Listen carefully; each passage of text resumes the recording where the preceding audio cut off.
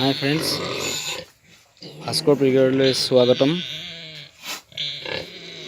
আপুনি দেখিবলৈ পাইছে ইয়ৰ্কশ্বায়াৰ পোৱালি হয়। আজি 6 মাহ হৈছে পোৱালি।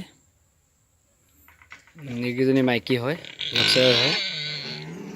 আৰু দেখুৱাই আছোঁ অন্যবোৰ। এয়া মাইকী হয়, সেইকেইটাও মাইকী হয়। 6জনী মাইকী আছে মোৰ। নতুনকৈ গাভিনী হৈছে তেওঁলোক। দানা দিব সময় হৈছে, সেইকাৰণে তেনেকৈ দেখিছে নহয় কেনেকৈ কৰি আছে। মই ফেঞ্চিং দি ঘৰ বনাইছোঁ। এইটো কম খৰচত, বহুত কম খৰচত হয়। আপোনালোকে যদি কৰিব বিচাৰে, ফাৰ্ম খুলিব বিচাৰে, তেতিয়াহ'লে আপুনি এনেকৈ ফেঞ্চিং কিনি ফেঞ্চিং দিব পাৰে। মই তলত অলপ প্লাষ্টাৰ কৰি দিছোঁ, অলপ প্লাষ্টাৰ কৰা আছে। আৰু চাৰিওফালে ফেঞ্চিঙৰ বেৰ, মাজত এনেকৈ খুটা পুতি দিছোঁ যাতে সি হিলাব নোৱাৰে।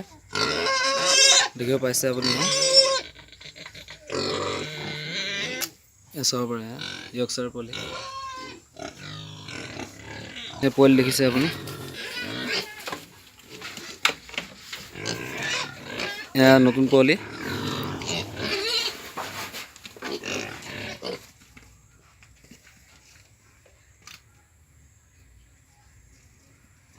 এইজনী জগিব হৈ আছে। আজি ৰাতিলৈ জগিব। এইজনী হ'ল লাৰ্জ ব্লেক। এই জগিব আজি। এইটো পোৱালি বেলেগৰ পোৱালি, সি তাৰ লগত থকা পোৱালিয়ে ওলাই আহিছে। সি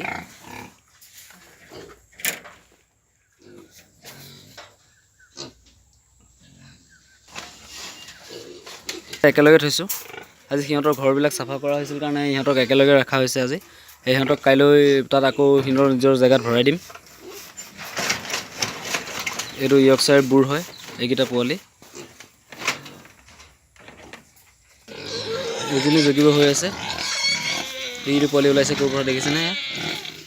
এইজনী জগু হৈ আছে। এই দুদিনমান টাইম লাগিব জগিবলৈ।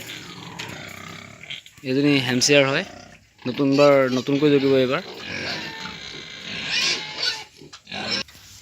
এইটো লাৰ্জ ব্লেক বুৰ হয়, আপোনাৰ লাৰ্জ ব্লেক। মোৰ চব ফেঞ্চিঙৰ দি ঘৰ বনোৱা হৈছে। মোৰ কমপ্লিট ফেঞ্চিঙৰ ঘৰ মোৰ।